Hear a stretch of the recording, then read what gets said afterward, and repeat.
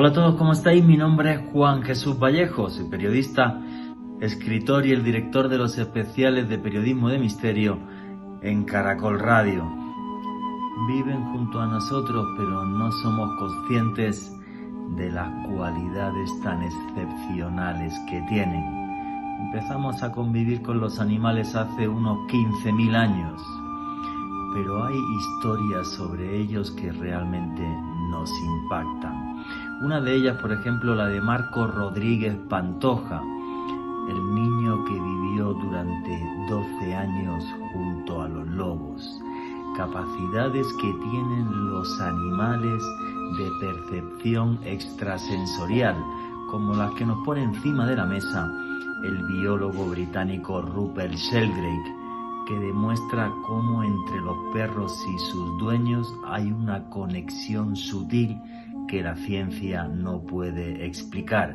Si queréis saber mucho más sobre esto, no os perdáis el último podcast de los especiales de periodismo de misterio en Caracol Radio, El Poder Animal.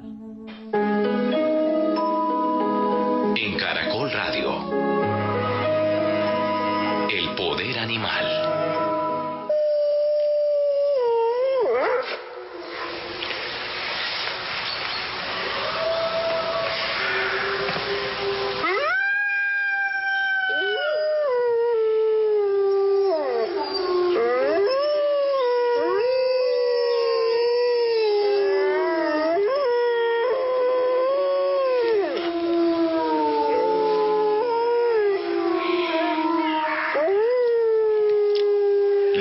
Escuchando ahora mismo es el aullido del lobo, el canto que envuelve la noche en magia y misterio.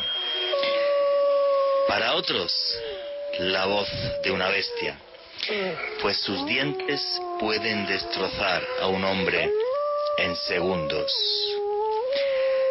Son salvajes, viven en cuevas, aislados del mundo, en comunión con la naturaleza. Y por estar alejados de nuestro hábitat, por no entenderlos, han sido considerados desde siempre nuestros enemigos, cazados, perseguidos, masacrados y en alguna zona del planeta casi extinguidos. Las leyendas, los cuentos, los dibujan como asesinos despiadados, como seres traicioneros. Ahí tienen, por ejemplo, la historia de Caperucita y el lobo. Pero ¿somos nosotros mejores que los lobos? Pues para ilustrarles esta respuesta, les voy a contar una historia que descubrí hace años y que me impactó muchísimo. La historia real que vivió Marcos Rodríguez Pantoja, un niño que nació en España en la más absoluta miseria. A los 3 años quedó huérfano. Desde entonces, desde ese instante, desde que faltó su madre, sometido a palizas y vejaciones casi a diario. Y no a palizas y vejaciones por parte de cualquiera, sino por parte de su propio padre y por parte de su propia familia.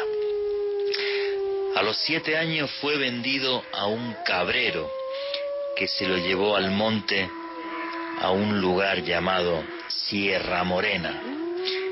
Y en lo más profundo de Sierra Morena empezó a vivir. Al poco tiempo de estar allá, su único compañero, el cabrero, falleció y quedó solo en el bosque. A la edad de 7 años, prefirió vivir entre animales antes de regresar a un hogar donde era maltratado.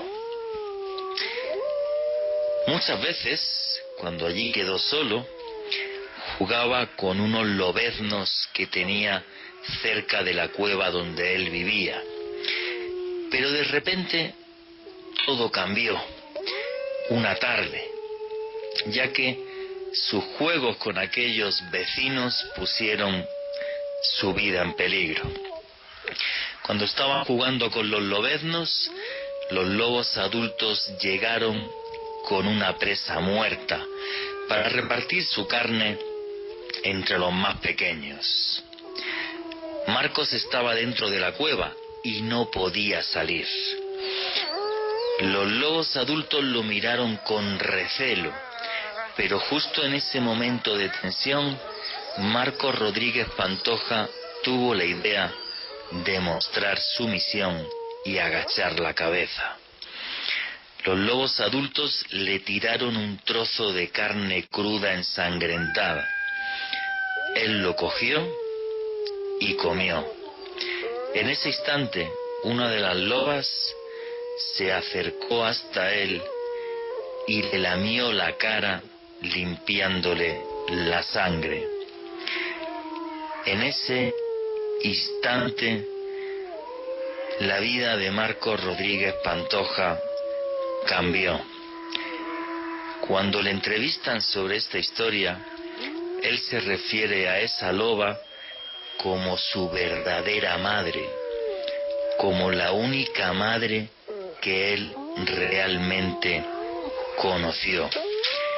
Y así, después de este episodio, Marcos Rodríguez Pantoja volvió a tener familia.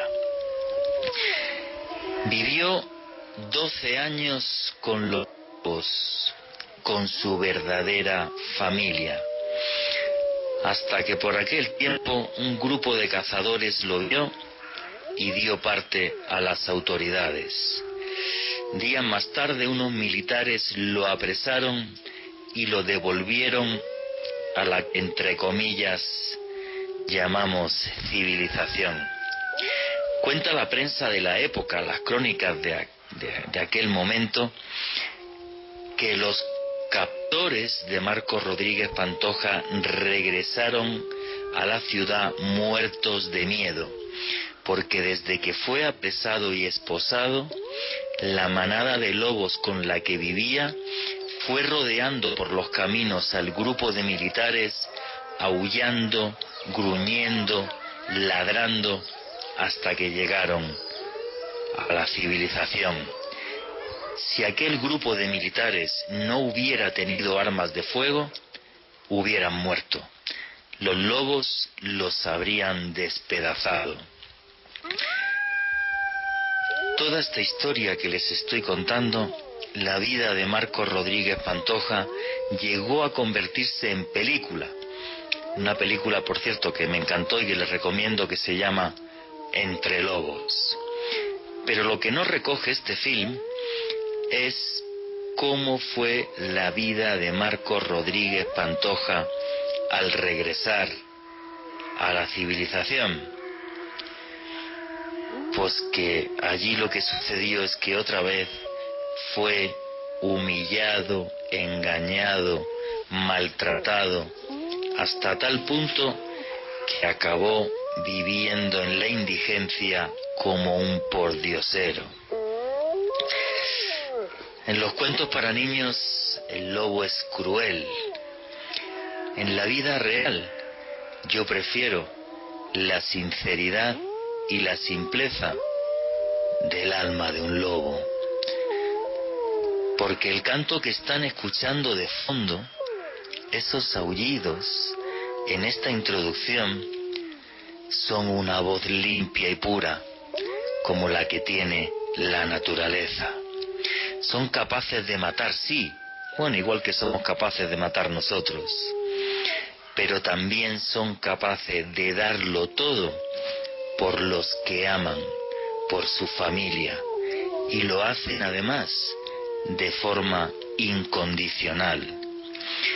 Por eso comento, cuando narro historias como esta, que sí que soy humano, pero que me siento más hermano de los lobos.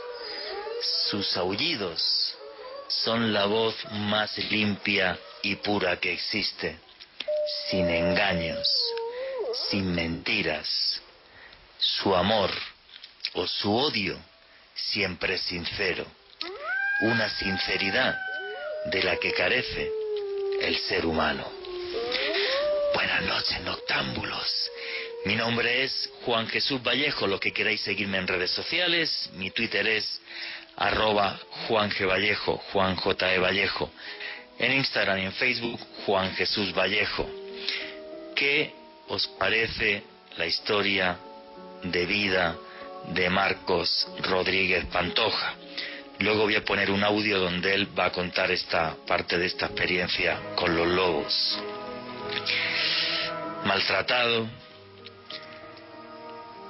vilipendiado de niño, vendido como un esclavo a los 7 años, 12 años que vivió con los lobos, y al regresar a la sociedad, todo lo que vivió fue burla y escarnio, acabando en la indigencia.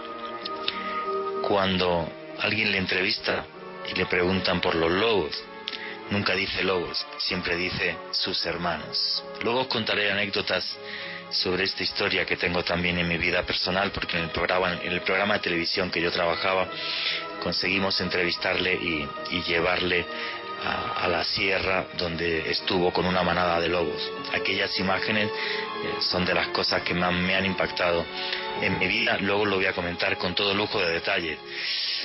Señores, hermanos, aquí somos una gran familia, la gran familia del misterio. Este programa es un programa de periodismo de misterio. Aquí os ponemos los hechos encima de la mesa y vosotros decidís qué hay detrás y no. Y como somos una gran familia, siempre tenemos un numeral en Twitter para que deis vuestras opiniones y hagáis las preguntas que queráis al respecto de lo que estamos hablando. Y ese numeral hoy es Naturaleza Caracol. Repito, el numeral de nuestro programa hoy es Naturaleza Caracol. Me gustaría saber qué opináis de la historia de Marcos Rodríguez Pantoja, el niño que se crió con los lobos. A día de hoy, el único caso documentado que existe. Él fue investigado por antropólogos, psicólogos, absolutamente un montón de profesionales, y es el único caso documentado de alguien que ha vivido con los lobos que por tener más de 6 años de edad no tuvo ningún daño cerebral, o sea que pudo recuperar luego el habla. Él no hablaba cuando lo apresaron, pero pudo recuperar el habla, aunque nunca jamás pudo volver a integrarse en la sociedad. Ahora os voy a dar un montón de tips, y os voy a contar toda la historia real. Es real lo que os he contado, pero bueno, hasta el día de hoy, cómo vive hoy Marcos Rodríguez Pantoja, porque sigue vivo. Es una historia que a mí me fascina y de la que ahora os voy a contar muchos más detalles, porque es una historia que conozco, repito, muy bien, y que me impactó muchísimo, y que pude ver cosas en torno a este señor que, no sé, me dejaron sin habla. Ahora os las voy a contar. Alejandro Bernal, amigo, hermano, compañero, ¿cómo está? Buenas noches. Buenas noches, Juan Jesús. Un saludo para usted, para Richie en los controles, para Miguel Pérez, nuestro invitado de esta noche, y desde luego para los oyentes que reportan sintonía en este momento, como lo son Ofelia Peña, Edixon Giraldo, María C. Izaza, Marta Caro, Gata del Páramo, Gema Ángel, Iván Ojeda, Diego Ferreira, Andrés en Popayán, John Lazo en Manizales, Felipe Canchila, Marcos Mejía y su esposa Gabriela Valencia desde Ciudad de México, y desde luego para todas las personas que se conectan con nosotros a esta hora aquí en Colombia y en toda Hispanoamérica, porque también tenemos oyentes que reportan sintonía desde España, lugares tan lejanos como Australia, y también para todos los que nos escuchan en diferido a través de los podcasts en la página de Caracol Radio. Siempre en esta noche de sábado, en esta tertulia de misterio, porque el misterio es cultura. Y Juan Jesús, maravillosa introducción, me siento plenamente identificado con usted, con ese vínculo tan genuino, tan puro, con el cual podemos llegar a relacionarnos con los animales. Efectivamente, muchas cosas son mejores que nosotros. En la sinceridad, desde mi punto de vista, seguro. Vuestras opiniones y comentarios a través del numeral Naturaleza Caracol. Aquí somos una gran familia y nos encanta que todo el mundo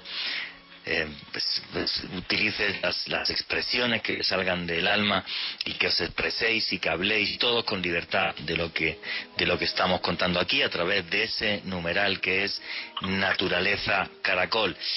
Miguel Pérez, amigo, hermano, buenas noches, ¿cómo estás?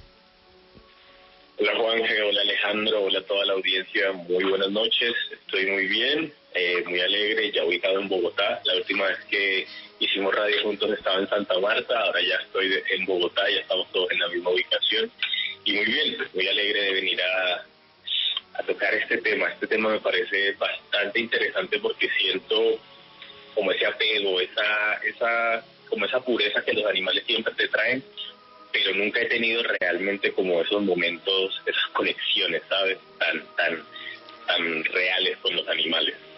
No con propios realmente, nunca he sido muy de animales, he tenido como algunos momentos, ya hablaremos de ello en el programa de hoy. ¿Y qué opinas de la historia de Marcos Rodríguez Pantoja, amigo? No, pues impresionante y la creo totalmente. Los animales sí son capaces ellos sí son capaces de recibir otra especie y adoptarla y tal. Es increíble, esta historia es increíble. Sí, es una historia, a mí me impactó muchísimo, ya os digo, porque además... Y al final es una prueba más de como la frialdad humana, del humano con el humano. Mira, para que te hagas una idea de esta historia. Después de 12 años en los que se le dio por desaparecido cuando niño, como su padre era un maltratador, cuando llegó a casa, esposado, porque la Guardia Civil, los militares lo llevaron esposado hasta la casa, a ver si el padre se quería hacer cargo de él o qué pasaba, ¿sabéis lo único que dijo el padre? Que él iba envuelto en pieles de animal, porque llevaba 12 años viviendo con los lobos y entonces comía, cazaba con ellos. Ahora voy a contar toda la historia bien, no os preocupéis, con todo lujo de detalle. Pues ¿sabéis lo único que le dijo el padre? ¿Dónde viene el bruto este que ha perdido la ropa? Después de 12 años sin verlo.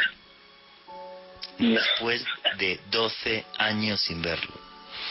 Directamente los militares se lo llevaron a una institución donde las monjas lo lavaron, lo pelaron y intentaron hacer primero que pudiera volver a hablar y luego que se integrara en la sociedad, cosa que jamás pudo. Luego se hizo un personaje muy... Ahora os voy a contar toda la historia con detalle, no os preocupéis si vais a escuchar la voz de Marcos Rodríguez Pantoja, pero cuando oyes esa historia, con sinceridad piensas que muchas veces que los lobos son sinceros, nosotros no. Miguel. Una última cosita antes de que se me olvide, hoy quiero desear un muy feliz cumpleaños a mi amiga Angélica Velasco. Hoy es su cumpleaños y nos está escuchando. Un saludo para Angélica. Pues un abrazo muy grande, Angélica. Yo la verdad que sí, yo amo tremendamente a los animales y tengo que reconocer que, aunque hay gente que diga que no está bien, pero por ejemplo yo mi perro Tito es que lo humanizo total, le hablo, duerme conmigo, es un bernés de la montaña de 40 kilos, la cosa más amorosa del mundo, y yo amo a mi perro, lo reconozco, o sea, amo a mi perro, todos lo conocéis, los que estáis aquí conocéis a mi perro Tito, toda una estrella en redes sociales, por cierto, y sí, yo amo a mi perro, tienen una sinceridad increíble. La historia de Marcos Rodríguez Pantoja, faltan 2 minutitos y medio para que venga el boletín deportivo, no me va a dar tiempo a contarla en 2 minutos y medio, pero luego la detallo. Básicamente es una historia que en los años, a finales de los 60, juraría que fue cuando le coge los militares, pues apareció en prensa, fue realmente sonada, pero luego todo el mundo se olvidó de este señor, que había tenido una vida tan dura, a la que le habían dado palizas desde niño, desde los 3 años que muere su mamá. Y a este señor, bueno, pues lo llevan en una institución católica. En la institución, pues lo que sucede es que las monjas, bueno, pues consiguen que vuelva a hablar. Como curiosidad, él dormía debajo de la cama, porque como sabía que era una cueva, pues dormía debajo de la cama, pues para que no lo atacaran los otros animales. Es muy curioso porque en las entrevistas a él él cuenta que, bueno, pues como con 7 años se queda solo, y como esa tarde, que luego vais a escuchar el audio, pues bueno, pues estaba jugando con los lobeznos, llegó el resto de la manada de lobos, estaba dentro de la cueva y no podía salir, porque él pensó, si salgo me comen, me matan. Y entonces pues cuando empezaron a echarle comida a los cachorros, lo vieron allí, no molestaba al resto de perros y el resto, perdón, de lobeznos, y le echaron un trozo de comida. Y entonces pues la loba esta luego le lame la cara y él la llama a su mamá, porque dice que los lobos no lo mataron y se lo comieron porque la loba se puso por medio. O sea, la loba fue como diciendo, oye, pues si está aquí y no molesta, ¿para qué os los vais a comer? Es una historia tremendamente impactante. Y luego lo que sucede en estos 12 años que él vive ahí, es de las cosas que cuenta que más me impacta, no solamente el hecho de la convivencia con los lobos. Él en su cueva, antes de ser parte de la manada de lobos, se encontró una serpiente muy pequeñita y le dio de comer, y la serpiente era su amiga. Y además de la serpiente le pasó igual con una zorra que tenía una zorra pequeñita, la encontró, la adoptó, y entonces él iba siempre con su zorra, la serpiente que le cuidaba la cueva, y luego a cazar, y convivía casi todo el tiempo con la manada de lobos, aunque estaba con la zorra y con la serpiente. De las cosas más espectaculares que cuenta este señor en las entrevistas es cómo la serpiente le salva la vida. Como un día que se enferma y se pone muy muy mal porque come carne, tenía mucha hambre y comió carne podrida, la serpiente empezó a darle coletazos y empezó a darle con la cola hasta que le marcó una hierba, y él dice que él se comió esa hierba y pudo superar la enfermedad comiendo la hierba que le marcó la serpiente. Es una historia que yo mira que he investigado este tipo de hechos. Entrevisté también un día a la señora colombiana que se crió con los monos capuchinos, que eso es otra historia fascinante, pero lo de este señor es una cosa realmente increíble. Os voy a dar muchos más detalles y vais a escuchar la voz de Marcos Rodríguez Pantoja justo después del boletín de deportes que viene ahora mismo. Vuestras preguntas y comentarios a través del numeral Naturaleza Caracol. ¿Qué opináis del poder de los animales? ¿Cómo despreciamos una serpiente? Pensamos que no tiene sabiduría. Pues fijaros cómo le salvó la vida a este señor. No os vayáis, que ya mismo regresamos aquí en los especiales de Periodismo de Misterio en Caracol Radio.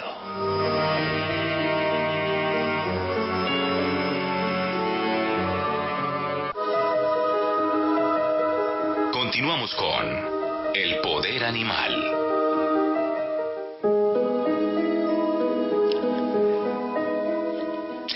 Y aquí seguimos en los especiales de Periodismo de Misterio en Caracol Radio. Hoy hablando del poder animal, cómo los animales tienen muchas más cualidades y capacidades de las que llegamos a comprender. Y para ilustrar esta historia, he arrancado el programa hablando de la vida de Marcos Rodríguez Pantoja, el niño que vivió 12 años con los lobos. Y para acabar de contaros la historia, básicamente quería deciros que cuando él regresa a la sociedad y en esta institución católica, pues le adecentan y hacen que vuelva a andar erguido y le vuelven a enseñar a hablar, pues su integración en la sociedad fue un total y absoluto desastre. Como era una persona tremendamente ingenua y con un gran corazón, pues no paraban de engañarle, trabajaba, perdía todo el dinero. Él comenta en las entrevistas que nunca ha podido entender qué es el dinero, cómo las cosas cuestan dinero y no son como en la naturaleza.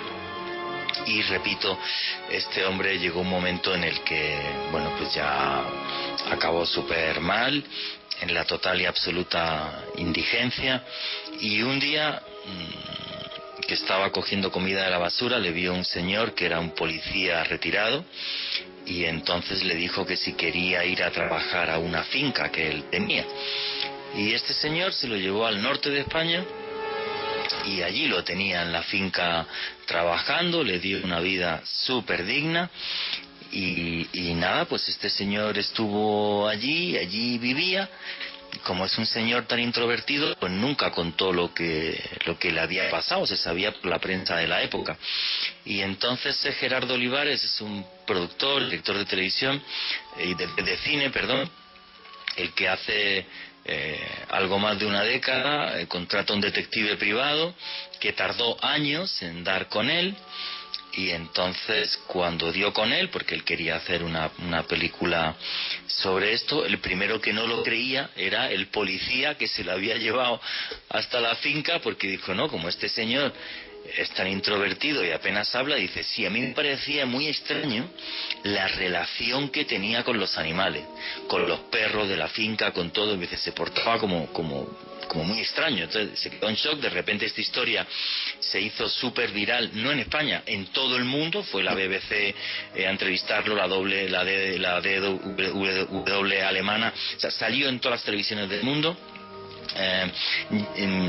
Le empezaron a investigar también tanto antropólogos, biólogos, psicólogos, y de repente también pues por parte de la comunidad autónoma gallega y otras empezaron ya, a él le llevan a colegios a que le cuente su vida a los niños, para que los niños entiendan que tienen que respetar la naturaleza. Entonces justo en este momento en el que se dio el boom, que entrevistarlo era muy complicado, pues porque incluso en torno a él se hizo un contrato y demás por la película, el programa en el que yo trabajaba, Cuarto Milenio, consiguió entrevistarlo, y yo estuve viendo todos los brutos del reportaje, porque nosotros, el equipo en el que yo trabajaba, le llevó hasta la Sierra de Madrid para que estuviera con una manada de lobos. Y esas imágenes a mí me impactaron una cosa increíble. O sea, lo primero que hacía al llegar al monte, se quitaba la camisa, se quedaba desnudo en la parte de arriba, empezaba a coger cierta hierba y a impregnarse del olor de la hierba. Y cuando llegaba la manada de lobos, porque la huya igual perfecto que un lobo, los trata de una forma que me impactó muchísimo, porque es como muy brusco. O sea, los coge del cuello, él se tira al suelo como mostrando signo de sumisión, pero está integrado con los lobos, no os exagero, en 30 segundos. No es un tema ni de minutos, o sea, es una cosa como si de repente volviera a ver a su familia y los lobos le rodean y le lamen, y no, es una cosa que a mí me impactó. O sea, claro, porque ni los mismos biólogos del parque jamás en la vida habían visto así, ni los biólogos eran capaces de acercarse, digamos, a los lobos así. O sea, algo increíble. O sea, yo cuando vi aquello me quedé muy impactado. En las entrevistas que le han hecho y que de vez en cuando aparecen por ahí, hubo una que también me impactó mucho, ¿no? Porque el tipo contaba cómo cuando él va al médico, pues le decía a su doctor, oiga, mire usted, no, yo ya no puedo integrarme en la sociedad, porque a mí no me interesa el fútbol, yo no entiendo esto de la política, entonces pues la gente se ríe de mí. Y el médico le respondió algo que me pareció muy sabio. El médico le dijo, ríete tú de ellos, porque ya quisieran saber ni la 10ª parte de lo que sabes tú. Y esa frase del médico me pareció súper curiosa, como diciendo, o sea, ¿quién se puede reír de ti? Un absoluto, con perdón, imbécil, un estúpido.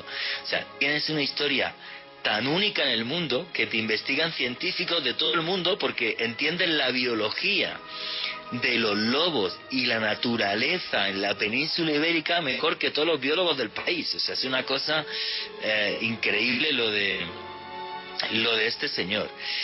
No sé qué opináis a través del numeral Naturaleza Caracol. ¿Qué opináis de la historia de Marcos Rodríguez Pantoja? Y esta unión y comunión con los animales yo creo que es mucho más profunda, y ahora tanto Alejandro como Miguel nos van a hablar de este tipo de historias. Pero para cerrar esto, lo que me gustaría es que escucharais la voz de Marcos Rodríguez Pantoja contando el día que fue admitido en una familia de lobos, repito, con 7 años de edad. Es un corte de audio de una entrevista que se le hizo en la televisión autonómica pública de Castilla-La Mancha. Richie, ¿me puedes poner el audio número 1, por favor? Que resulta que entonces yo cuando le robé la carne al cachorro, entonces vino ella, porque el cachorrito estaba aullando, ¿no? Entonces me hizo así con la mano, me quitó la carne y se la dio al cachorro. Entonces dio media vuelta a ella, me miró fijamente, yo a ella fijamente también, y entonces se fue para la red, cortó un trozo de carne, cortó un trozo de carne totalmente y me lo tiró allí, pero yo ya no quería cogerlo creyendo que me iba a dar leña, ¿no? Que me iba a pegar. Entonces con la mano me lo fue acercando totalmente, entonces yo me di cuenta que quería ella que yo lo cogiera, ¿no? Entonces yo me di cuenta que quería que lo cogiera, entonces yo lo cogí, me lo llevé despacito para la boca. ¿Y es verdad que te lamió después? Sí, es que vamos a eso mismo, a eso, totalmente, ¿no? Entonces yo cuando me comí la carne, ella vino totalmente y se acercó a mí, yo me hice pipí y todo porque yo estaba un miedo de mí demás, entonces me cogió, sacó la lengua, pues yo pensé, digo, ahora me va a comer, ¿no? Entonces no, sacó la lengua, me lampió toda la sangre y luego se rozó conmigo así, entonces yo ya me di cuenta que me estaba dando cariño, entonces yo la cogí de este brazo, con esta mano aquí, y empecé a darle besos y la cogí del cuello, entonces casi uno más de la familia totalmente, ¿no? Qué historia, ¿no? Qué historia tan impactante y tan increíble, la de este señor, el hombre que vivió con los lobos y sus hermanos de cueva eran una serpiente y una zorra. Y así vivió ni más ni menos que 12 años. Qué forma de entender a los animales. Una de las cosas que me hace gracia cuando la entrevistan es que él dice que habría que replantearse todas esas historias donde los lobos son los malos, como lo de Caperucita y lo demás. Dice, porque los lobos no son así. ¿Por qué no los llama lobos? Él los llama sus hermanos. Igual que cuando se refiere a esa loba, siempre habla de su mamá y de cómo cazaba con ellos, y es increíble cómo le explica a los biólogos los diferentes tipos de aullidos. Este es para reunirse, este aullido es para cazar, y entonces él se ponía en una parte del río y los lobos llevaban a los venados hasta el río, y como en el río tenían que ir más lentos, ahí él los mataba con un cuchillo y repartía la carne. Otro aullido que es, por ejemplo, para cuando hay peligro. Entonces, bueno, es una historia increíble. También los psicólogos, cuando le analizaron, dijeron que él tiene una inteligencia por encima de lo normal. Por eso fue capaz de adaptarse y por eso no murió. Que es algo increíble, que encima la gente se ría de él, ¿no? O sea, qué patético puede llegar a ser podemos llegar a ser los seres humanos.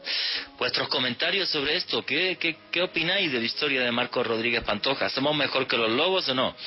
A través del numeral Naturaleza Caracol. Para ir cerrando este bloque, Alejandro Bernal, Miguel Pérez, ¿qué pálpitos da en el corazón cuando alguien nos cuenta una historia así? Pues Juan Jesús, yo tuve la oportunidad de ver el reportaje que usted hizo en su país hace unos años, de ver las imágenes del señor Marcos Rodríguez Pantoja, y realmente a mí lo que más me impactó fue precisamente lo que usted nos comentaba hace unos minutos, y es ver cómo este señor se transforma cuando está interactuando con lobos. Es decir, uno lo ve hablando casi que como una persona normal, ya es una persona de edad, pero cuando este hombre interactúa con los lobos, es que es impresionante cómo le cambia el gesto, la actitud, todo, como que la energía que transmite es como si se volviera uno de ellos, como si fuera un humano salvaje, que a su vez sabes que es una persona, pero que está interactuando como con un lenguaje muy genuino con los lobos. Es realmente de los materiales audiovisuales más impresionantes que yo he visto referente a este tipo de comunicación con animales. Es muy impactante, y además le dijo también en una entrevista que ahora le da pena porque Claro, ya para volver a ver a los lobos tiene que ir al monte, pero dice, es que no puedo subir al monte así, tendría que untarme con barro, con hierba, perder varios días, y dice que eso le entristece no ver a lobos y sentirse de vez en cuando un rato entre lobos, porque cuando se le lleva entre una manada de lobos, él es tremendamente feliz, pero tremendamente feliz. Miguel Pérez, para cerrar este bloque, ¿qué opinas de toda esta historia? Primero que todo necesito ver el documental del que habla Alejo, no lo he visto, no lo he mirado. Es impresionante, realmente esta es una historia impresionante. A mí me parece también de mucha gallardía por parte de él, por lo menos haber intentado volver a tener ese contacto, porque fácil no hubiese sido reconocido y ya, pero creo que los hechos solos relatan y demuestran la experiencia, demuestran el peso de todo eso. Yo he visto varias imágenes de él y es verdad lo que dice Alejo, los momentos en que se le ve con los lobos, se le ve como otro ser, como si él se volviera de cierta manera otro ser al entrar en contacto con ellos. Eso es impresionante. Sí, se transforma en otra cosa, o sea, es algo increíble. O sea, yo que pude ver los brutos del montaje que se hizo en Cuarto Milenio, es una cosa que me impactó muchísimo, o sea, cómo se comportaba este hombre y cómo realmente la naturaleza tiene sus códigos que nosotros no sabemos leer, no sabemos interpretar, pero cuando alguien su educación, no es en una escuela, es ahí, sí aprende esos códigos. Una de las mejores experiencias que yo he tenido en mi vida y que me dejó este año tan turbio fue la de salir a pescar con pescadores artesanales. Yo lo hice en Santa Marta durante varios meses. Mi abuelo es pescador. Y ahora que mencionas eso, Juan, que me hace pensar en que es verdad que la gente que está en contacto con los animales en un ámbito silvestre, no en un ámbito como investigativo o en zoológicos o por simple de pronto casualidad de ubicación, esta gente empieza a desarrollar unos comportamientos y unos códigos como de lenguaje con los animales que rodean el mismo ambiente. Entonces estos pescadores están por allá en las playas alejadas, en las islitas que hay para la práctica de la pesca artesanal, y eso uno está rodeado de animales, tú estás rodeado de gatos salvajes, tú estás rodeado de chivos, de cabras, de pelícanos que vuelan por ahí, de los mismos peces, cangrejos que salen del agua, hay de todo tipo de animales, ¿sí? Y cuando los pescadores están allá, ellos reconocen y saben que esos son humanos, otra especie que está haciendo como una labor que a ellos puede o no, por ejemplo, beneficiarle. Entonces los penícalos ya saben que cuando están jalando la red, cuando están sacando los chinchorros llenos de pescado, ellos se pueden acercar y pueden comer un poquito de lo que sale por ahí, de lo que sobra. A cierta hora específica del día bajan en las mañanas las gallinas a recoger las sobras que pues de pronto hay de comida por ahí. Bajan los chivos en la tarde y es como que se entienden y de cierta manera se piden permiso como para ubicar los lugares. Entonces, si vienen muchos chivos, bajan de a uno o de a dos, o baja una mamá con un digamos, un bebé, y se vuelven a ir. Tienen como lugares específicos donde se dejan la comida o donde se dejan los desechos o por donde pasan unos y no pasan otros, y es como una simbiosis ahí, una sinergia perfecta. Qué bueno eso que has dicho, es como una sociedad que no comprendemos, porque no es la nuestra, y como somos tan egoístas y tan idiotas los seres humanos, pues como es una sociedad que no es la nuestra y tenemos ese defecto que todo lo que es diferente a nosotros es horrible, porque nosotros somos perfectos, ¿sabes? Entonces, claro, pues entonces lo denigramos y lo ponemos como de segunda categoría, ¿no? Y es algo tremendamente patético. Bueno, señores, para ir cerrando este bloque, ¿qué es lo que preguntan o qué es lo que comentan los oyentes, los noctámbulos ahora mismo a través del numeral Naturaleza Caracol? Creo que ya somos Trending Topic, así que también muchas gracias a todos por hacernos como todos los sábados por noche Trending Topic en el país.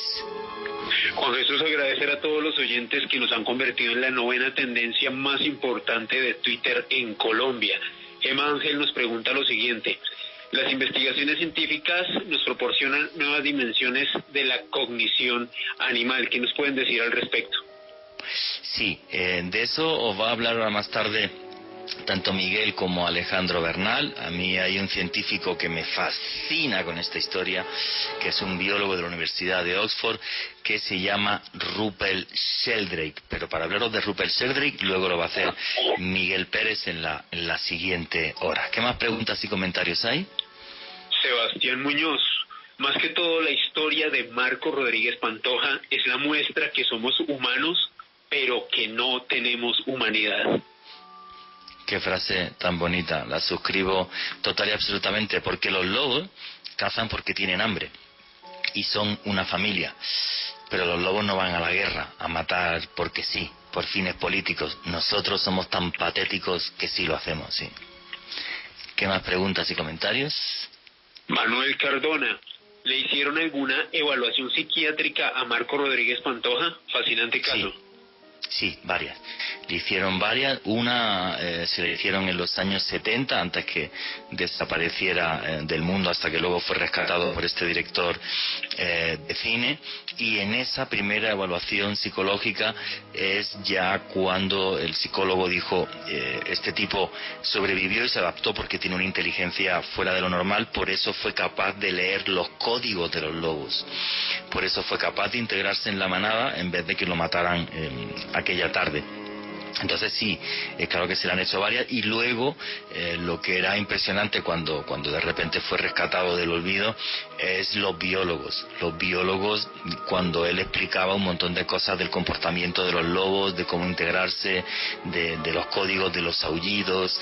O sea, claro, este hombre es una enciclopedia de biología, no es que se lo hayan contado en la universidad, es que lo ha vivido. Entonces es algo espectacular, pero espectacular. ¿Qué más preguntas y comentarios hay? Antes que nada, Juanje, un saludo para María Cey Sasa, que reporta sintonía aquí en Bogotá. Sergio Ruiz nos pregunta lo siguiente: ¿en dónde vive actualmente Marco Rodríguez Pantoja? Marco Rodríguez Pantoja, después de que falleciera el policía que le acogió, porque es un señor que es muy muy difícil que se pueda integrar en la sociedad de una forma normal, es como que tiene que vivir siempre cerca de alguien que las cosas básicas que hacemos nosotros, como pagar un recibo de la luz, él no lo entiende. Entonces, cuando falleció este señor, según estuve leyendo esta tarde, le acogieron y le adoptaron de una forma legal una pareja de holandeses que vive en España. De todas formas, ya como es un personaje tan público, tan conocido y tan querido en el país, incluso a nivel gobierno, pues eso, a él le pagan porque vaya a contarle su historia a los niños, a los colegios. De eso se encarga el gobierno, en este caso la Xunta de Galicia. Entonces es un tipo muy querido y que yo creo que incluso ya desde un punto de vista oficial no van a dejar que vuelva a pasar lo que le sucedió cuando intentó integrarse en la sociedad, porque si acabara otra vez en la indigencia y cogiendo comida de la basura, yo creo que se montaría un escándalo en España. Yo estoy convencido de eso, vamos, y espero que jamás vuelva a pasar, vamos. Aquí Catalina López Juanje nos dice: ¿ha habido casos como el de este señor en otras partes del mundo? Sí, hay un caso documentado en Francia, pero el problema es que tuvo que ser un niño muy muy pequeño, ahí está una película muy famosa sobre esto, y entonces nunca, o sea, si esto sucede antes de los 6 años, el problema es que no va a poder recuperar el lenguaje y la capacidad de adaptación otra vez a la sociedad. Y aquí en Colombia tenemos un caso famosísimo también de una señora que ahora vive en Inglaterra, que se crió con los monos capuchinos, que no recuerdo el nombre, pero lo voy a buscar mientras hablo con vosotros ahora mismo, y yo la pude entrevistar y fue también algo maravilloso. La entrevisté hace años en otra etapa radial que tuve, y Marina Chapman, se llama Marina Chapman, sí. Marina Chapman vivió con los monos capuchinos, y ella igual, como fue ya a partir de que tenía 6 años de edad, pues se pudo reincorporar a la sociedad. Incluso National Geographic regresó con ella a la selva colombiana para grabar un documental, y cuando yo la pude entrevistar fue una entrevista tremendamente difícil, porque era muy complicado llevar una conversación con ella, Y ella me contó, por ejemplo, igual, cómo un mono, como un mono capuchino le salvó la vida una vez también, que enfermó, y le dijo que tenía que ir al agua a beber y demás, con gestos. Y lo de Marina Chapman es terrible porque, bueno, pues es una niña que quedó abandonada en medio de la selva en pleno conflicto colombiano. Luego la recogen de la selva para intentar llevarla para que ella hiciera labores sexuales. O sea, no, es una historia pero terrorífica. Y lo que ella te va a decir es igual. Luego la conoció un señor británico, se casó con ella y se la llevó a Inglaterra, y lo que ella te va a decir es igual, es que los monos pueden ser muchísimo mejor que las personas. ¿Qué más preguntas y comentarios hay? Y aquí finalmente Juan G. Nuglam nos dice lo siguiente: el señor Marcos Rodríguez Pantoja obviamente debió perder fases de capacidad de abstracción. La sociedad actual de cultura simbólica y autorreferencial le ha de ser inasequible. Sí, es lo que dice, por ejemplo, que no puede entender lo del dinero. No lo entiende. O sea, que tú tengas que sacar un billete que pone un billete, o sea, un papel con unos pintorrajos allí, que ese papel haga que te compres una casa o no, cuando él vivía en una cueva en el monte, no lo entiende, no lo puede comprender. Bueno, yo creo que no lo entendemos casi que ninguno, pero no lo decimos tan claro como él, ¿sabes? Sí. O sea, sí, efectivamente. ¿Qué más preguntas y comentarios hay? Aquí Mari Frick nos dice: el señor también debe ser muy especial. Creo que no cualquiera llegaría a esa adaptación de vivir con otro y como un animal. Lo que dicen los psicólogos, él tiene una capacidad, o sea, una inteligencia por encima de lo normal. O sea, lo usual es que hubiera muerto. O sea, que los lobos se lo hubieran comido o que hubiera muerto. O sea, él sobrevivió esas primeras semanas hasta que se integra con los lobos, porque el cabrero le enseñó a hacer trampas. Entonces él con las trampas pues que comía conejos y comía perdices, y también pescaba en el río. Entonces con eso es con lo que pudo sobrevivir, hasta que ya cuando se hermanó con los lobos, pues aparte de ese tipo de cosas, pues cazaba venados, cazaba ciervos con los lobos, y entonces su alimentación obviamente mejoró. ¿Qué más preguntas y comentarios hay? Aquí Jair Chokes desde Cali nos dice lo siguiente: es realmente afortunado de tener familia y amigos sinceros como lo son los lobos. Ahora está realmente en una jauría que somos los seres humanos.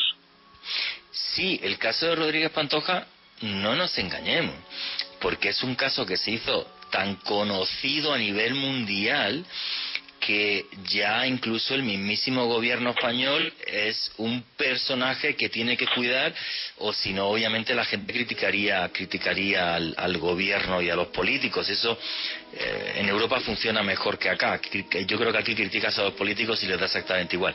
Allí no, allí sí tienen el cuidado de el gobierno, por ejemplo, de la región en la que está, que este señor no esté mal, porque ahora mismo es un personaje súper público, súper conocido, que su imagen se utiliza para educar a los niños sobre qué es la naturaleza, y entonces yo pienso que eso es la protección que tiene. Aún así, y fijaros con esto, un tipo que ha salido en documentales en la BBC, o sea, no estamos hablando de cualquier cadena, y es lo que él dice cuando va al médico, y no, es que yo no me puedo enterar porque la gente se ríe de mí. O sea, no, el que vivió con los lobos, no, el salvaje, el no sé qué, y lo que le dijo el médico, que me parece magistral, ¿no? Pues si se ríen de ti, ríete tú de ellos, que ya quisieran saber ni la 10ª parte de lo que sabes tú y nos podrías enseñar a los demás. Y eso me parece maravilloso. Bueno, señores, son las 11 de la noche y tenemos la obligación de dar paso al informativo. No se vayan de ahí, sus preguntas y comentarios a través del numeral Naturaleza Caracol, y ya mismo regresamos aquí en los especiales de Periodismo de Misterio en Caracol Radio.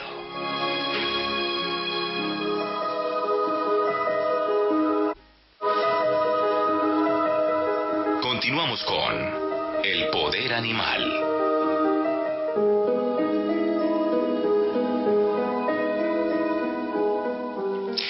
Y aquí seguimos en los especiales de Periodismo de Misterio en Caracol Radio. Todas vuestras preguntas y comentarios a través del numeral Naturaleza Caracol. Hoy hablando del poder animal. de las capacidades que tienen nuestros hermanos y que no entendemos nuestros hermanos porque son parte de la naturaleza, como también somos parte nosotros mismos.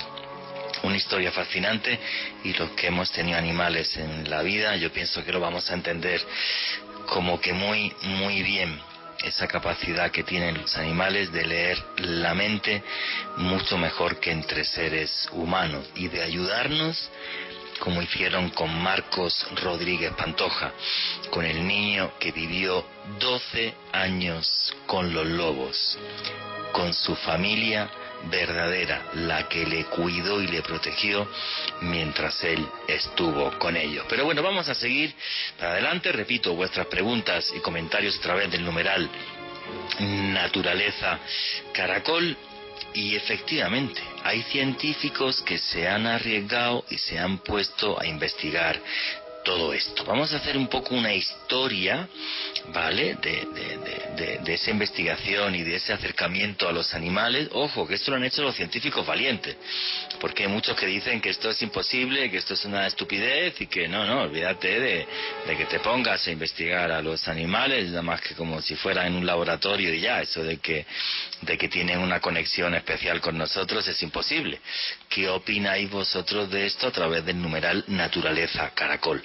Yo sí creo que los animales tienen una capacidad mucho mayor que la nuestra para entender cierto tipo de cosas, para poder, por ejemplo, llegar a comunicarse con nosotros sin hablar, lo que se llama telepatía, una cosa que investigó hace muchísimos años, muchísimas décadas, J. Berrín en la Universidad de Duke. Pero bueno, vamos a arrancar con el señor Alejandro Bernal. ¿Cómo es la historia de estos científicos que se atreven a meterse en este problema, entre comillas, porque otros le van a poner verdes sí o sí, y son capaces de decir, oye, es que a lo mejor realmente los animales tienen una inteligencia muy diferente a la nuestra, pero que en ciertos aspectos puede llegar a ser mejor que la nuestra? Alejandro Bernal. Pues Juan Jesús, a continuación vamos a hablar de animales que son capaces de recorrer lugares en los que nunca habían estado con sus dueños, recorrer miles de kilómetros para llegar hasta su casa, e incluso de capacidades de precognición, de cómo ellos pueden advertir un peligro y comunicárselo a sus dueños. Yo creo que uno de los primeros antecedentes en este tipo de investigaciones, Juan Jesús y oyentes, lo realizó el neurofisiólogo ruso Vladimir Betcherev antes de la Primera Guerra Mundial, hacia el año 1913.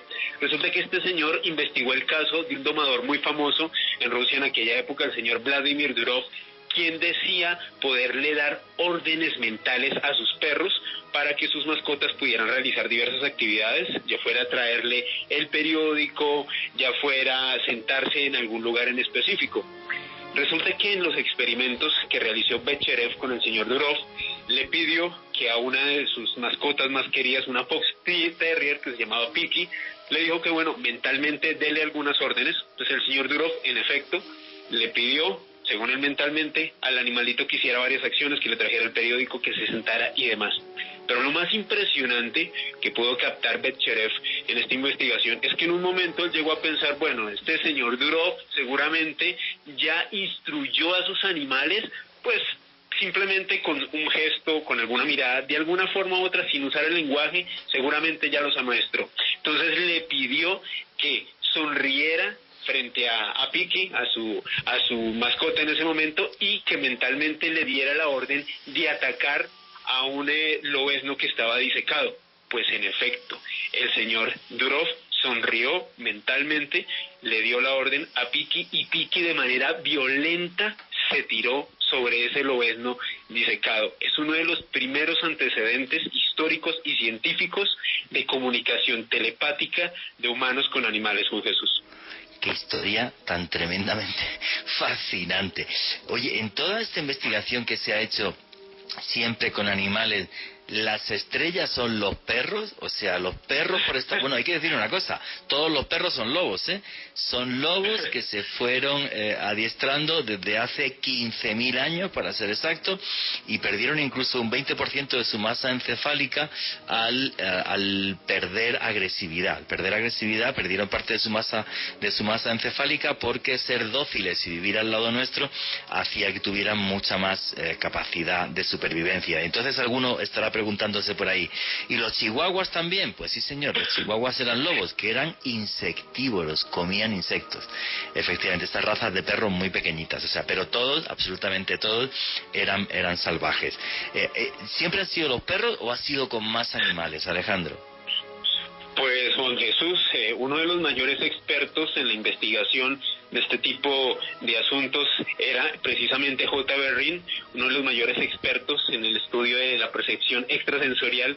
Y este señor, luego de algunas investigaciones que realizó a lo largo del siglo pasado, estableció que de acuerdo a estimaciones, él logró encontrar más de 500 casos que podían suscitar la comunicación telepática entre animales y humanos. Y una de ellas es realmente sorprendente y sucedió con una paloma, un humano y una paloma.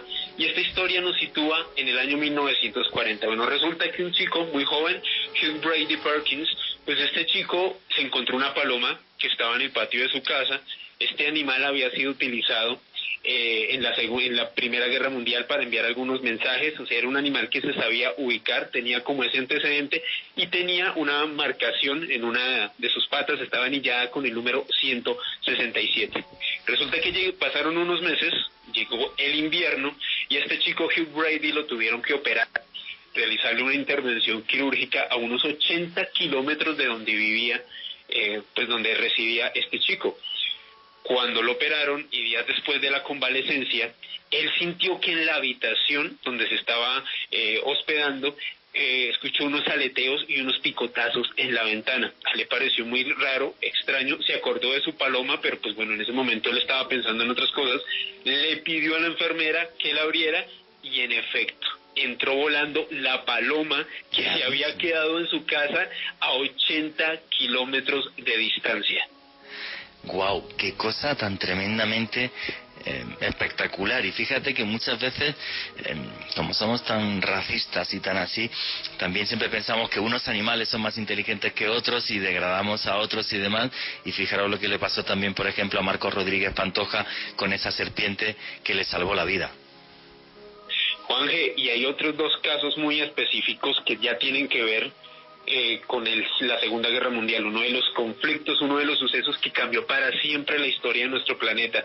Se comenta, también investigaciones de J. Berrin, él recolectó unos testimonios de británicos, de ingleses, quienes habían comentado que sus gatos solían erizarse horas antes incluso de bombardeos que los nazis realizaron sobre suelo británico, y que muchos de ellos, cuando veían a su gato con esta actitud tan extraña, se iban de inmediato a un refugio antibombas, y de esa manera muchas familias pudieron sobrevivir a estos ataques. Pero otra de las investigaciones, yo creo que más fascinantes dentro de esta información que recolecté Juan Jesús, fueron unos datos recopilados por un investigador alemán, el señor Hans Bender, del Instituto de Parapsicología de Friburgo. Pues este señor comenta algo fascinante, y es que antes del final de la Segunda Guerra Mundial, cuando ya los aliados estaban tomando ventaja sobre la Alemania nazi, resulta que este señor estaba en Friburgo y un día un pato que se encontraba, un pato de gran tamaño, en la plaza principal, en el parque más grande de Friburgo, comenzó a hacer un sonido muy raro, muy ruidoso. Los habitantes de la ciudad estaban consternados porque normalmente este animal no hacía un ruido de estas características y lo vieron como un mal augurio, Juan Jesús. Entonces decidieron también dirigirse hacia los refugios antibombas. ¿Y qué sucedió? Horas después, los aliados realizaron el bombardeo más devastador sobre la ciudad de Friburgo.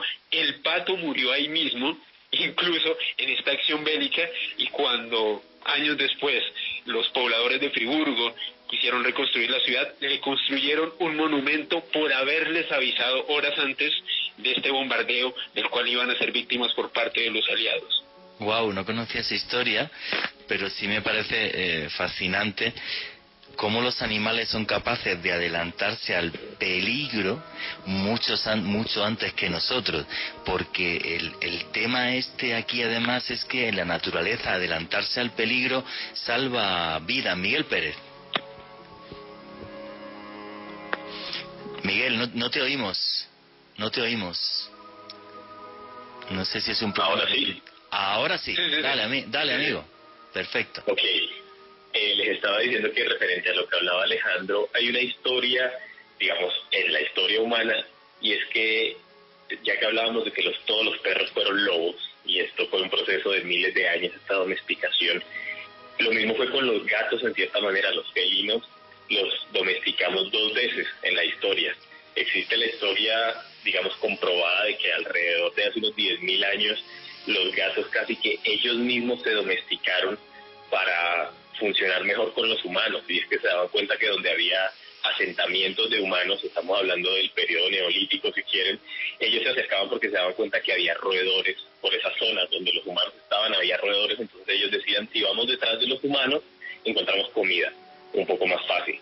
Y esta es como la historia general, pero se descubrió hace varios años que en China se encontraron unos huesos de gatos enterrados en asentamientos humanos de hace más de 5.000 años, y se comprobó que estos gatos tenían unas características físicas diferentes a las de los gatos salvajes.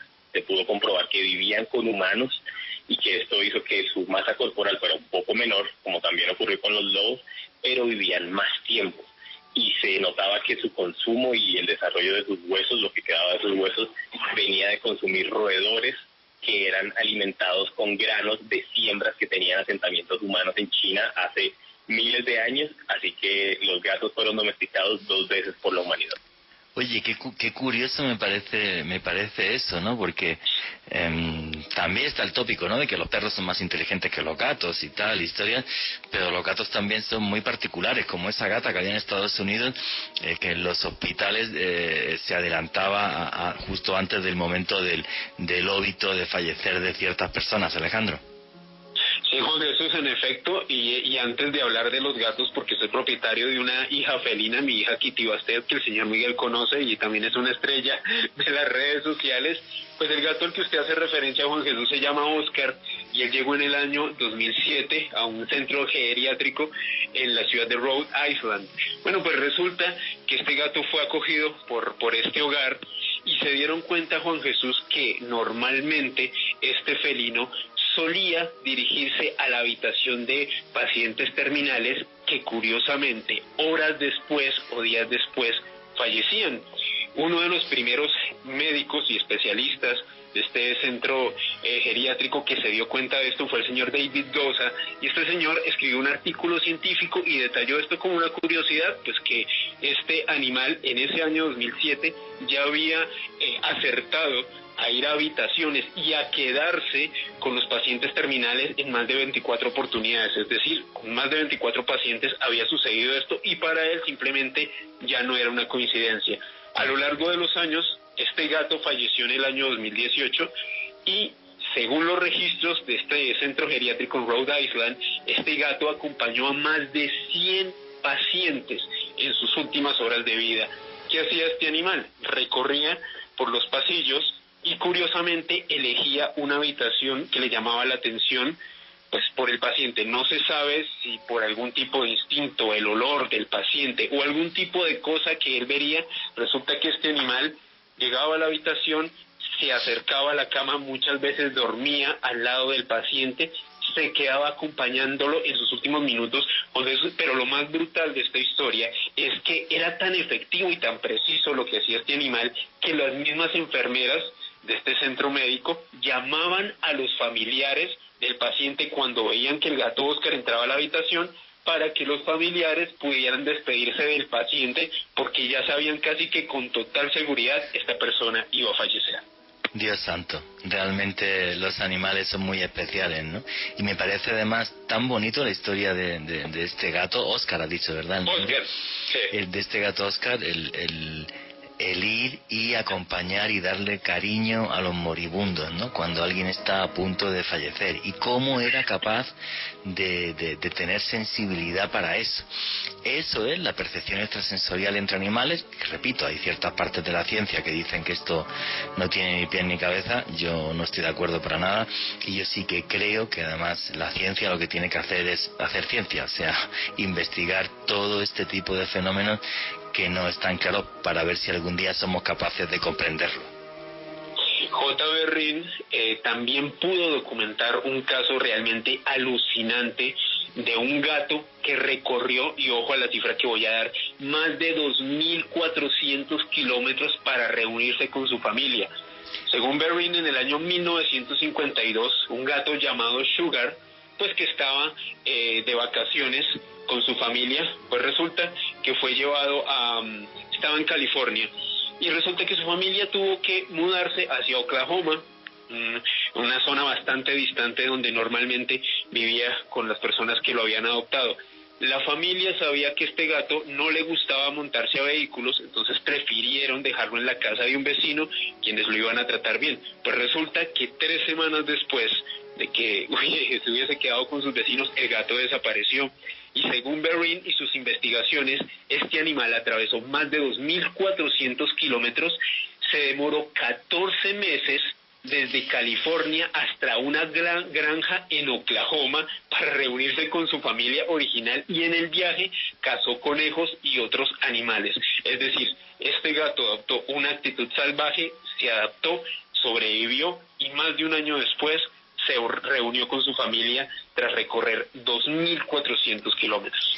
Dios santo, qué historia, ¿no? Cómo los animales son capaces de hacer ese tipo de cosas. Yo me quedo en shock, porque yo creo que a esto no le damos la importancia que realmente tiene. Vuestros comentarios y preguntas a través del numeral Naturaleza Caracol.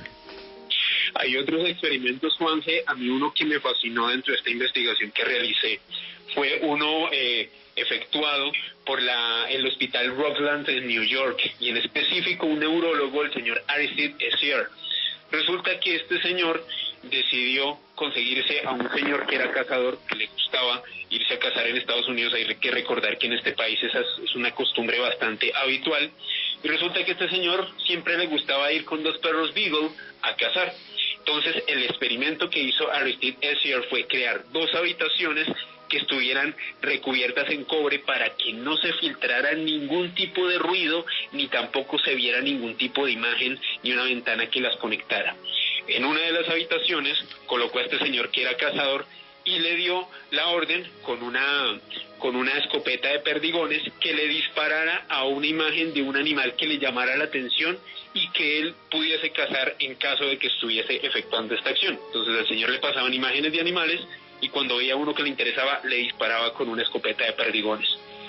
Según esta experiencia de Aristide Essier, cuando esta persona le disparaba a un animal con la escopeta de perdigones, en la habitación contigua, que estaba totalmente aislada, los perros comenzaban a ladrar y se excitaban como si estuvieran en proceso de caza, como si de alguna manera u otra el propietario de ellos, cuando cazaba, mentalmente les estuviera transmitiendo la información de que se encontraban ante una presa. Efectivamente, de lo que hablaba J. Berrín, padre de la parapsicología moderna, donde él crea un laboratorio sobre todo esto en la Universidad de Duke, que no es cualquier universidad, aunque le siguieron criticando hasta el día que falleció, era que los animales tenían mucha mayor capacidad telepática que nosotros, precisamente porque su lenguaje es mucho más corto que nosotros, y porque nosotros en este proceso que tenemos de civilización no nos hacen falta ese tipo de cualidades, mientras que los animales son mucho más puros en eso. Juan Jesús, y hay 2 casos también muy fascinantes de psicoquinesia de humanos sobre animales, y este Y en Pero específico explica qué es la psicoquinesia, que hay mucha gente que no lo sabe. Lo explico yo. La psicoquinesia básicamente es ser capaz de mover pequeños objetos con la mente. Hay un caso muy investigado a nivel mundial que fue el de Nina Kulagina, en la antigua Unión de Repúblicas Socialistas Soviéticas.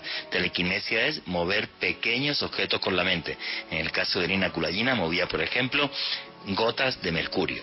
Continúe usted. Pues resulta, Juan Jesús, que a comienzos de los 70 un científico alemán, Helmut Schmidt, estaba intentando pues mirar si animales como las cucarachas podrían generar algún tipo de psicoquinesia para evitar que en una jaula en la que estaban encerradas y se les aplicaban unos estímulos eléctricos, si varias cucarachas podían producir un estado mental o una orden para evitar que este tipo de pulsos se les aplicaran.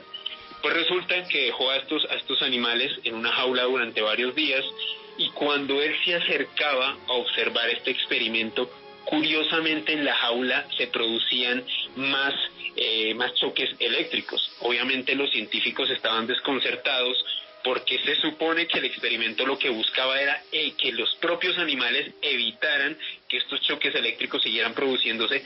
Sin embargo, cuando Schmidt estaba supervisándolo muy de cerca, esta jaula, estos choques se hacían más frecuentes.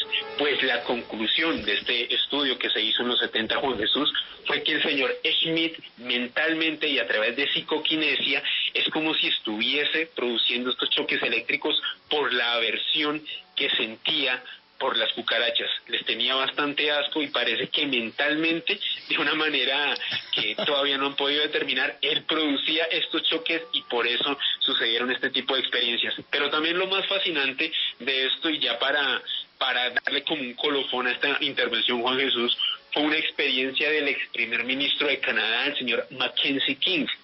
Y es algo que se conoce como una premonición, un hombre de tal prestigio, de una de las grandes potencias mundiales, que pudo predecir el fallecimiento y la hora exacta de su perro de compañía, su perro Pat.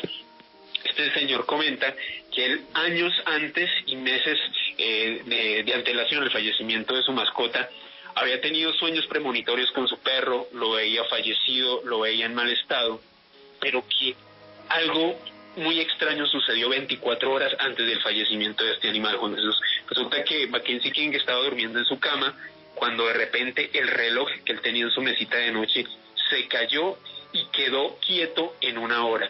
La hora que marcaba el reloj eran las 4:20 de la mañana.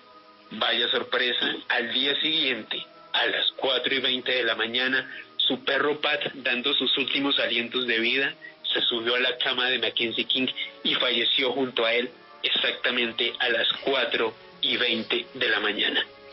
Dios santo, qué historia tan espectacular. Y es que yo creo que los animales que nos rodean son tan fieles y tan nobles que son capaces efectivamente de eso, ¿no? De acompañarnos hasta el último momento, y que hay algunos que tienen una especial sensibilidad. Hay un caso en España, por ejemplo, de un perro que tiene hasta una estatua, Moro, juraría que se llama el perro, un perro negro, en un pueblito de Córdoba. Y este perro, conforme alguien estaba moribundo, pues se acercaba hasta la casa y luego acompañaba al féretro hasta el cementerio. Era un perro que estaba abandonado, que lo mantenía la gente del pueblo, y que, como somos los seres humanos así de chistosos, pues un grupo de borrachos un día lo mató por placer de una paliza. Qué patéticos somos, ¿no? Y que poco entendemos la naturaleza que nos rodea. Bueno, señores, vuestras preguntas y comentarios a través del numeral Naturaleza Caracol, que va a llegar ya el boletín informativo. Ahora, conforme pase, Miguel Pérez nos va a contar todos los experimentos y las cosas que está avanzando dentro de la ciencia, aunque sea muy criticado, el señor Rupert Sheldrake, repito, biólogo de la Universidad de Oxford. Es un tipo que me fascina las cosas que pone en sus libros. Así que no os vayáis, porque ya mismo sigue aquí los especiales de Periodismo de Misterio en Caracol Radio.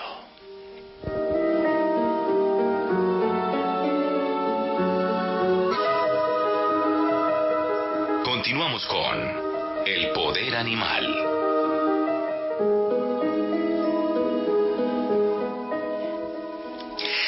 aquí seguimos en los especiales de Periodismo de Misterio en Caracol Radio. Todas vuestras preguntas y comentarios a través del numeral Naturaleza Caracol. Arrancamos contando la historia de Marcos Rodríguez Pantoja, el niño que vivió 12 años con los lobos. Luego Alejandro Bernal nos ha hecho un resumen de la historia de la investigación que ha hecho la ciencia sobre las capacidades que no comprendemos de los animales, como es por ejemplo la telepatía, poder comunicarse mentalmente con nosotros. Pero el científico que más ha hecho sobre esto en los últimos años, décadas, que es criticadísimo por algunas partes de la ciencia, pero que desde mi punto de vista su labor es maravillosa, y además podéis ver los vídeos de una forma muy fácil a través de su página web, la página de Rupert Sheldrake. Es este señor británico, biólogo de la Universidad de Oxford, que él defiende, investiga y en sus libros nos habla sobre cómo puede llegar a ser esa conexión tan especial entre humanos y animales. Miguel Pérez, ¿quién es Rupert Sheldrake y sobre qué van sus estudios? Bueno, voy a intentar hacer un contexto del hombre en lo que nos queda de tiempo. Rupert Sheldrake es un biólogo, es autor de más de 90 artículos científicos, de 9 libros y coautor de otros 6. Sus libros han sido traducidos a 28 idiomas. Él estudió en Cambridge becado, estudió ciencias naturales, luego estudió filosofía e historia de la ciencia en Harvard, también becado, luego regresó a Cambridge y ahí estuvo un doctorado en bioquímica en el año 67. Después de esto realizó muchas investigaciones sobre el desarrollo de las plantas y el envejecimiento de las células. Esto me parece muy curioso porque tras haber estado estudiando historia de la ciencia y biología a semejante nivel, interesarse por el envejecimiento de las células y por el desarrollo de las plantas me parece algo muy, muy curioso. Tiempo después de esto, él ocupa cargos importantes y uno de ellos es como consultor en el Instituto Internacional de Investigación de Cultivos para los Trópicos Semiáridos en la India. En esta estancia en la India, él entra en contacto con un monje muy reconocido que se llama P.D. Griffiths, en un lugar que se llama Tamil Nadu, y pasó con él un tiempo. Esto le dio un giro completo a su trabajo y en el año 81 es donde empiezan los experimentos que nos atañen en el programa de Rupert Sheldrake. Un par de datos curiosos: él tiene 2 hijos, uno se llama Merlin y el otro se llama Cosmo. Merlin es científico y Cosmo es músico.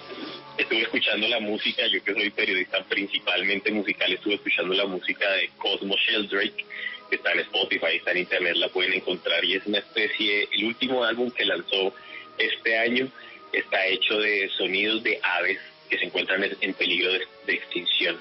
Él captura los sonidos de estas aves y los dispone en canciones, en producciones musicales, como dato curioso.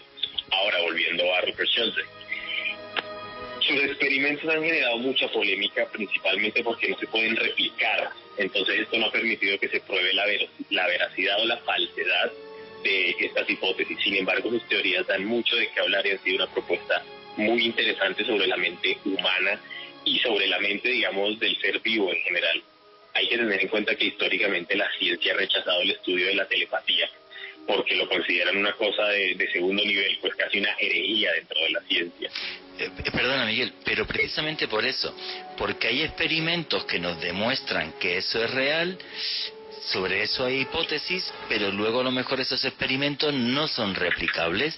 Pero si uno entra en la página web de Rupert Sheldrake, vas a ver, por ejemplo, vídeos que son fascinantes de cómo una señora a 20 kilómetros con una cámara que tiene puesta y otra cámara donde está la casa, la señora se levanta y dice voy a casa, y el perro en ese momento, en ese instante, en ese mismo segundo se levanta, se pone a mover la cola, se pone inquieto, que es lo que le pasaba por ejemplo a J. Berrin, que es el padre de la parapsicología moderna. O sea, pues por ejemplo con las famosas cartas Zener, que son un cuadradito, un triángulo, unas ondas. Son 25 cartas cada una de 5 símbolos distintos. Pues llegó a hacer experimentos con personas que estadísticamente es imposible que tengan ese número de aciertos. Ahora, sobre esto se hace una hipótesis, y esas hipótesis a lo mejor no son comprobables porque los experimentos no se pueden replicar de la misma forma, pero esos experimentos lo que nos ponen es que hay un fenómeno encima de la mesa que no comprendemos, y esto es lo que me parece fabuloso. Continúa, Miguel. Todos los experimentos de Rupert Sheldrake están detallados en una tesis compilada de la Universidad de Granada. Allí se pueden ver todos los pormenores de los estudios, los postulados biológicos de los que él parte y la manera como ha armado sus hipótesis. Sheldrake ha investigado aspectos inexplicables del comportamiento animal, incluyendo, por ejemplo, la manera en que las palomas encuentran su camino a casa, habilidades telepáticas de los perros, de los gatos y de otros animales, y estas aparentes capacidades de los animales para anticipar terremotos o desastres naturales o tsunamis. Posteriormente a estos estudios, que ya les voy a explicar un poco más, él también estudió esos fenómenos similares en las personas, como por ejemplo... Miguel, no te escuchamos, se te fue el audio, no te escuchamos. Miguel, no te escuchamos. Hola, hola. No te escuchamos, amigo. Se fue. Miguel, mejor cuelga. Mira, te voy a poner por aquí por el interno. A ver si me oye. Sí, se fue, lamentablemente. Se fue, sí. Richie, ahora pues, cuando puedas le vuelves a marcar a Miguel. Bueno, los experimentos de Rupert Sheldrake, que son tremendamente interesantes, repito, los que ha hecho con perros son una cosa realmente espectacular. Tiene, por ejemplo, artículos científicos que podéis ver en su página web, uno súper interesante, por ejemplo, sobre el tsunami que asoló al sudeste asiático hace unos años, y cómo los animales pues se anticiparon mucho antes que los hombres a lo que estaba sucediendo, y cómo los animales se fueron de las playas salvando sus vidas. Miguel Pérez, creo que ya estás otra vez ahí al aire. Hola, me dicen, ¿ya me pueden escuchar? Sí, ya sí, ahora sí, amigo, ahora sí. Mientras no nos podías escuchar, simplemente estaba comentando los experimentos de Rupert Sheldrake con perros, y también comentando, por ejemplo, un artículo que tiene muy interesante sobre el tema del tsunami en el sudeste asiático, cómo los animales anticiparon el tsunami antes que los seres humanos y se fueron a las zonas elevadas sin que fallecieran tantos como seres humanos sí fallecieron. Continúa, amigo. Algo curioso de esto que menciona Juan es que se dice que había personas nativas de los lugares y tribus que viven, digamos, fuera de la sociedad, que vivían en estos lugares, y que al ver el comportamiento de los animales, ellos lo replicaron y empezaron a huir, y por eso se salvaron también muchísimas familias, porque se dieron cuenta de cómo se estaban comportando los diferentes animales. Además eran animales de aire, había elefantes, había animales por las playas como buscando refugio, tierras altas, pelícanos moviéndose, y la gente lo replicó y efectivamente se pudieron salvar del desastre. La base de los experimentos de Rupert Sheldrake surgió en los años 20 cuando antes de Harvard. Muchos investigadores hicieron pruebas con grupos de ratas donde básicamente lo que les enseñaban era a escapar de laberintos cada vez más rápido.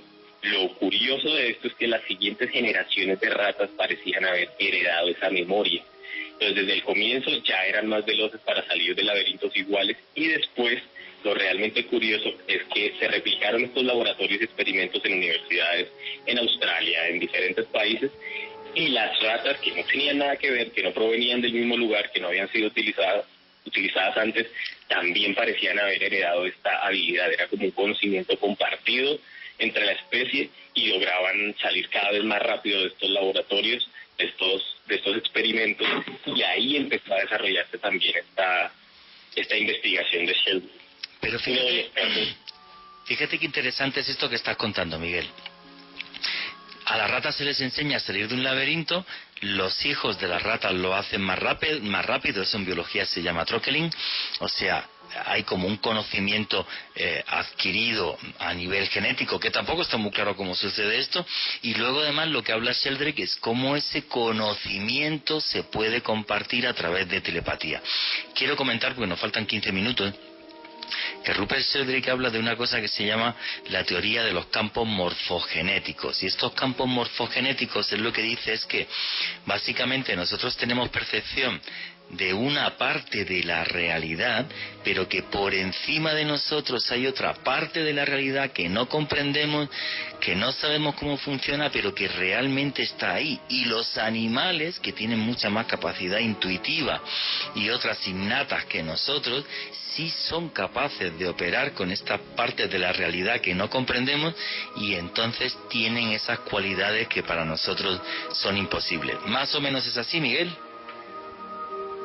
Así es, y la teoría de los campos mórficos también se le llama, nos trata de explicar una conciencia colectiva y una, digamos, evolución que ocurre uniformemente de una especie. Sheldrake sostiene que cada especie comparte un campo de información con todos los demás miembros de esa especie, y que es una especie de memoria comunal incorpórea que se puede aprovechar desde la distancia. Efectivamente, y eso es un tema que me parece interesantísimo, pero realmente interesantísimo. Continúa con tus historias de Rupert Sheldrake. ¿Qué es lo que más te ha impactado de todo lo que has leído, Miguel? O muchas cosas, son varias cosas. Hay muchos casos muy interesantes. Uno de los más conocidos y excepcionales, que ya lo mencionamos un poco, fue el del perro JP, que participó con su dueña que se llamaba Pan en más de 100 experimentos que están todos grabados en video. Básicamente estos experimentos era que Sheldrake creó una serie de escenarios de control donde hacía que la dueña del perro regresara a casa por medios inusuales, una vez en tren, una vez en cicla, una vez caminando, una vez en carro, en diferentes horarios totalmente seleccionados al azar. Y demostraban que el comportamiento de su perro siempre anticipaba 15 minutos el regreso a casa de su dueña en el momento exacto en que ella se proponía partir hacia la casa. Entonces podría tomar una ruta similar, pero se desviaba, y en el momento que ella decidía y decía conscientemente voy para casa, el perro lo sabía, así estuviesen a 100.000 kilómetros de distancia, porque también intentaron hacerlo desde muchos puntos. La única explicación del perro a esa intención silenciosa de su dueña parece ser la telepatía, porque de qué otra manera se pudiese explicar que el perro de alguna manera supiera, sin poder demostrarlo, sin poder comprobarlo, que su dueña venía a casa. Y este es uno de los libros más famosos que escribió Sheldrake, que se llama Sobre los perros que esperan a sus dueñas en casa y otros comportamientos de los animales. Es que eso es fascinante, porque un perro te puede oler hasta 8 kilómetros, pero si sales de ese... Bueno, y no todos los perros, depende, perros que tengan un olfato muy fino. El mío no huele ni a 3 metros, o sea, Tito es la cosa más tranquila del mundo, o sea, eso es como que súper relajado. Pero es fascinante por lo que hemos dicho antes, o sea, el tipo lo hizo súper bien, lo que tú has dicho. Pone diferentes horarios, diferentes rutas para volver, para que no haya una mecanicidad en la hora en la que ella volviese ni nada, que el perro se alterase, y el perro siempre era consciente y no fallaba. Es que no sé qué opináis vosotros, a mí me parece realmente fascinante esta historia. Os habéis quedado mudos los dos, Alejandro y Miguel. Juanje, quería hacer un inciso rápido antes de volverle a dar la palabra a Miguel, y es que no solo los perros, mi gata también me espera entre 15 y 20 minutos antes de llegar a casa, documentado, y me he dado cuenta de eso sin importar de dónde lleguen y cómo me desplace. Es como si el animal supiera de alguna manera u otra que yo voy a arribar. Sí, son cosas fascinantes. Miguel, ¿qué querías comentar? Hay un libro de Sheldrake que se llama Liberar a la ciencia, y algo que me llama más la atención de esa investigación, más de lo que pueda ser curioso, misterioso, como llamativo, es que él explora dogmas de la ciencia y pone de cierto modo a la ciencia en contra de sí misma en el sentido de que la pone a cuestionarse como sus paradigmas establecidos. Él es considerado prácticamente un hereje por muchos sectores de la ciencia ortodoxos, por así decirlo, pero también tiene el apoyo de otros científicos que no se esperaría, pero que lo apoyan y que dicen, él tiene algo y está yendo por algún camino. Las teorías que propone piden a la ciencia que sea científica, en el sentido en que se cuestione hasta las mismas certezas de sus postulados y de sus instrumentos. Y él, en su libro que les menciono, tiene 10 dogmas que cree que deberían reconsiderarse. Se los voy a leer muy rápido. Primero, que la naturaleza es mecánica, y es que todas las criaturas y sistemas de la naturaleza son como una especie de robots que ya deben seguir un programa genético determinado. Él dice que no es así. Segundo, que la materia es inconsciente. No podemos pensar, dice Sheldrake, que las plantas, las estrellas, los animales y los demás elementos materiales son y no pueden tener conciencia de sí mismas. Quizá ellos tienen una conciencia distinta a la nuestra, que no comprendemos. Tercero, dice que las leyes de la naturaleza son fijas, este postulado, y él dice que cómo es que es posible que, digamos, en el momento del Big Bang se establecieron todas las constantes necesarias hasta el final de los tiempos, y que por qué no los hábitos de la naturaleza también evolucionan y también pueden mutar de acuerdo a la existencia. También habla que la cantidad de naturaleza y energía en el universo no siempre es la misma, está cambiando, no sabemos cuáles, no sabemos cómo se rigen y cómo se miden. También que la naturaleza pareciera no tener un propósito, y él dice que no hay un diseño en la naturaleza en términos de intención y que el proceso de evolución no es algo mecánico. Habla también del patrimonio biológico, de la memoria, que la memoria se guarda en el cerebro como impresiones materiales. Él dice que no es así, que está hecha de proteínas y terminaciones nerviosas que se mueven de manera distinta, que se adaptan de manera distinta y que se desarrollan de distintas maneras. También dice que nos cuestionemos si la mente está solo en la cabeza, si no el cuerpo es una mente, por así decirlo.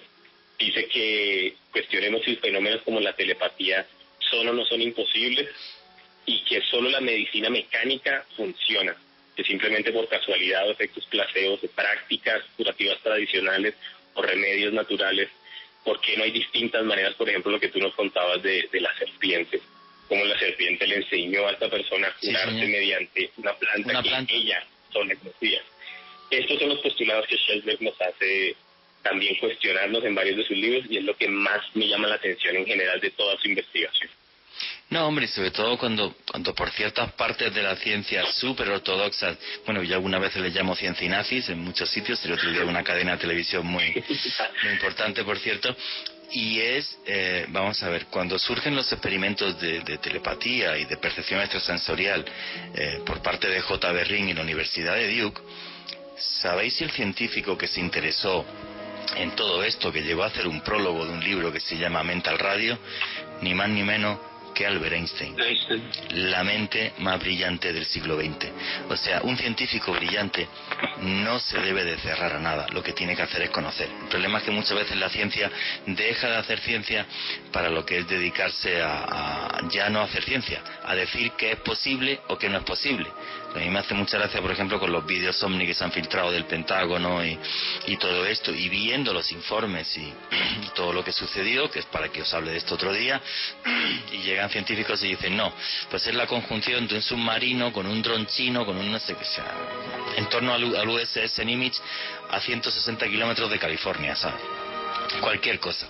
En fin, muy muy absurdo desde mi punto de vista. ¿Qué opináis de esto a través del numeral Naturaleza Caracol? Faltan 8 minutitos, así que Alejandro Bernal, ¿qué preguntas y qué comentarios hay por parte de los oyentes? Aquí Edison Giraldo nos dice: dudo que seamos mejores que los lobos, estamos llamados a hacerlo, pero lamentablemente nuestra inteligencia es opacada por nuestro egoísmo. Total y absolutamente de acuerdo con lo que dice nuestro amigo Edison, que nos sigue todos los sábados, pero total y absolutamente de acuerdo. ¿Qué más preguntas y comentarios hay? Aquí Nuglam nos dice: ¿cómo cambiarán los animales que viven cerca de los humanos a través del tiempo? 10.000, 15.000 años, ¿será que podrían llegar a hablar o se integrarán con las computadoras? No lo sé si llegaremos a integrarlos con las computadoras, espero que no, ni mucho menos, pero sí es cierto que, por ejemplo, la unión que nosotros tenemos con los perros, que me parece muy muy especial, es que también hay que entender que los perros en su antiguo entorno natural como lobos son tremendamente gregarios como nosotros. El ser humano solo no es capaz de hacer nada, y los perros solos tampoco. Ellos necesitan su grupo, su familia, su manada. Sin su manada no pueden hacer nada. Yo, con el adiestrador de mi perro, de Tito, de Esteban, que un día lo podemos invitar aquí a Caracol Radio, meterme en la psicología del perro fue una enseñanza maravillosa, pero maravillosa.